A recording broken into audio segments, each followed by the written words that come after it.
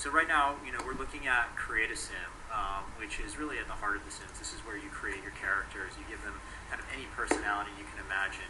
And in The Sims 3 Supernatural, you'll be able to create supernatural Sims from the beginning of the game.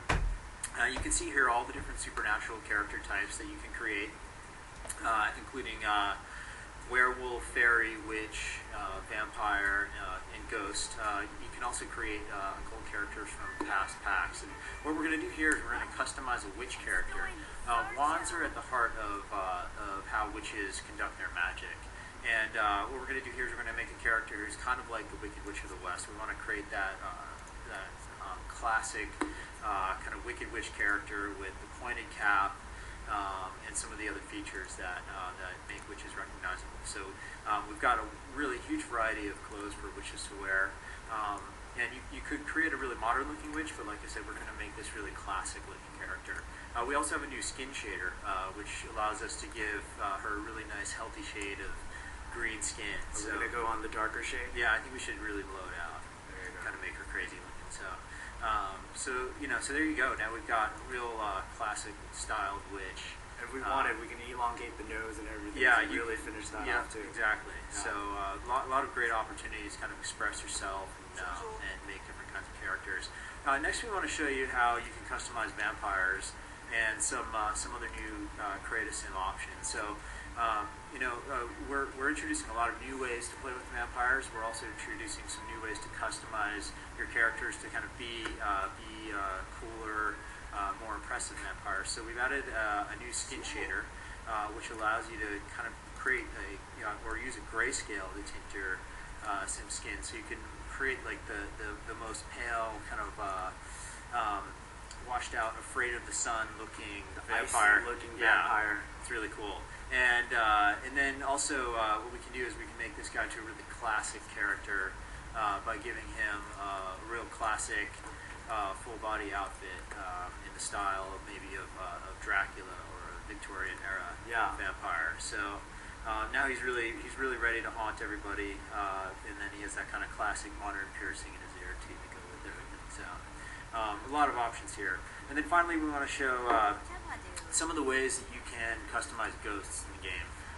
Now, in The Sims 3, people have always been able to play with ghosts, but what we want to do is give people some new ways to create ghost stories and really kind of customize that angle on the game. So you can create a ghost character, and then once you've created that character, you can almost create their origin story by determining how they died.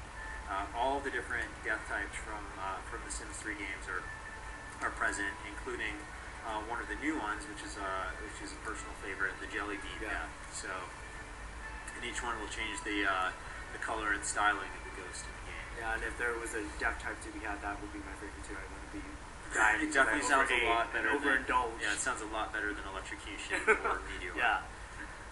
So now that we've taken a look at Create a Sim, let's jump into the game and take a look at Moonlight Falls and also some of the interactive features when you go into live mode. Definitely. So just a real quick tour of Moonlight Falls. Moonlight Falls is the all-new town that comes with The Sims 3 Supernatural.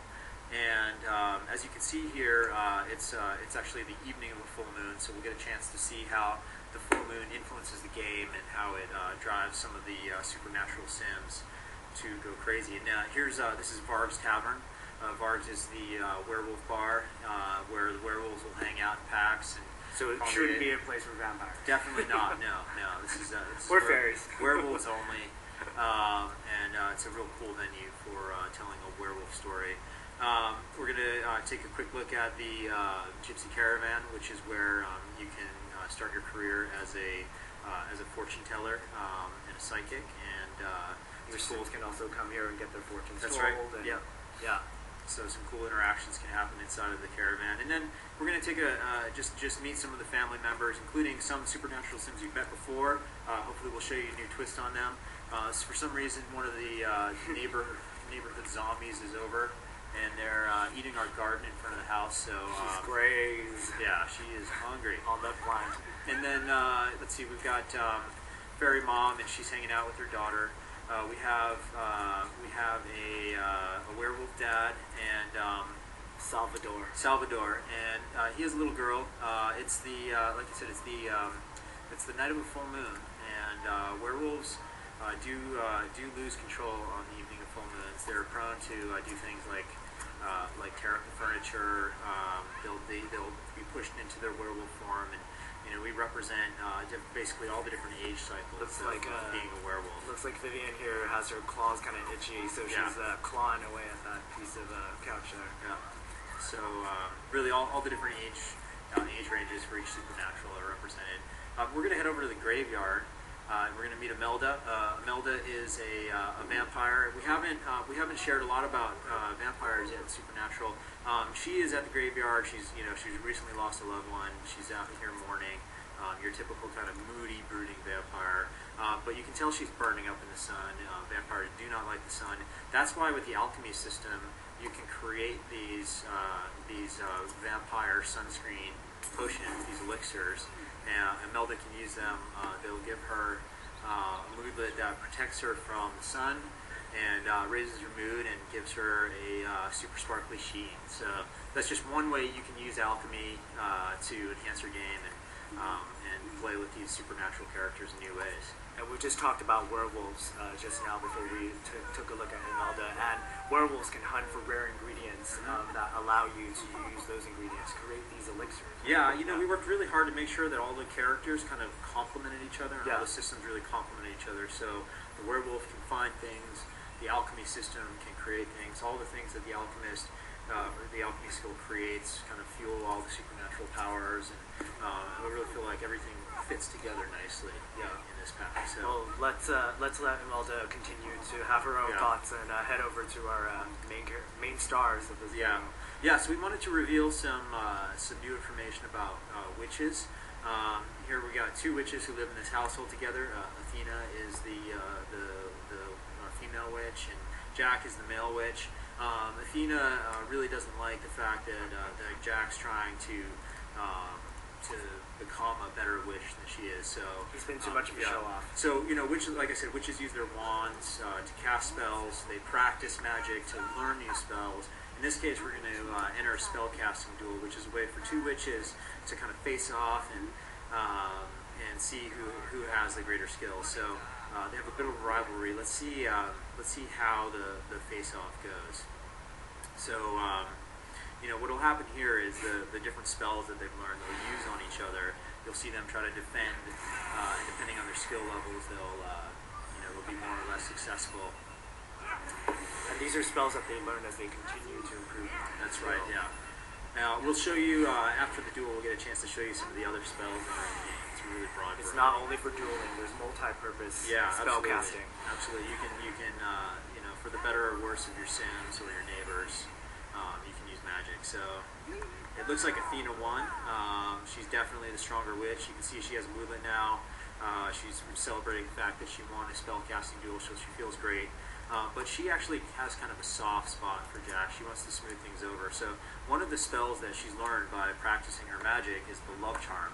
And whoever is affected by the love charm is going to be instantly alluring to anybody they interact with. So even though she's going to insult Jack here, maybe say something mean about his magic skills, what he'll find is after his initial kind of negative reaction, he'll find himself hopelessly drawn to Athena. So this is the kind of spell you could use to turn around a negative relationship in the game, or maybe even play a trick on somebody. That'll be a perfect spell to have in real life. So what you'll find is now they've fallen instantly in love. They actually both experienced their first kiss. I believe it's really their first kiss though. And Jack is so excited that he's going to jump into the broom riding arena. He is a witch and he gets to ride a broom. He can use this as a transportation mode. It's a very green, eco-friendly way of getting around town. You can also do stunts. Check it out. We're getting a zombie visit. Maybe while he's broom riding, we could cast a sunlight charm on the zombie to ward them off the lot. So yeah, this is another spell that you can learn. So while Jack is doing different tricks, you'll see him show off some of the tricks he's learned by improving his broom riding skill. We'll cast a sunlight charm on the zombie, who isn't cooperating with us. And Well, he is a zombie. Yeah. So. If the spell is successful, Oh. that'll actually cure the zombie of his zombieism. He's going to run home now. He's all, thank you, goodbye. He's ashamed of the fact that he crawled out of the ground Yeah. as an undead zombie, so he's going to go home. I'm sorry Right, that I so try to eat your brains. Yeah. So some cool broom riding tricks are going on here. Let's head back to the graveyard Yeah. and just show you a few more things that can happen in Supernatural. So Imelda is still here. She's still mourning. She's still brooding. And I think what we'd like to show you is just another way that you can use the alchemy system to play with magic, play with the supernatural. Imelda created this zombie potion, so she's going to turn herself into a zombie. And actually, we have another zombie. Who's shown up in the And it is graveyard. a full moon, Yeah. like you said. So, So there's things actually, that let's are pull fun. out a little bit, and then we want to reveal something that's really cool here. This item is the pea shooter from PodCap's Plants vs Zombies game. If you guys have played the game, you'll know that this pea shooter is is one of the stars of the game. You place them in your garden, and they ward off zombies. Well, the same is true in The Sims 3. If you get the limited edition of The Sims 3 Supernatural, you can get this pea shooter that you can place around town or in your home lot that wards off zombies and other unsavory characters who want to try to come into your household. So Let's see how Imelda yeah, fares against Imelda's this. going to square off against the pea shooter. She's shambling around, kind of in a disoriented way. And there's other functionalities and interactions that the pea shooter offers. Is that Yeah. there's also, you can also play catch. Yeah. Right. If I see a pea shooter out and about, that's my initial instinct. I want to play catch. So, and this is a full moon night, so you'll notice the town is really starting to get creepy with zombies kind of sprouting up all over the place. Imelda has lost to the pea shooter, so she will be cured of her zombieism when she wakes up from this slumber. So, that concludes the demo of The Sims 3 Supernatural. Yeah. And thanks for coming to check it out. Yeah. Well, we've taken a look at, of course, the witches, and also a look into the vampires, but a lot about the customization and being able to create Sims in new ways, in supernatural ways, and create a Sim and putting them directly into your game in live mode. So we saw stuff about alchemy, we saw stuff about broom riding, so there was a lot of content, and we hope you guys enjoyed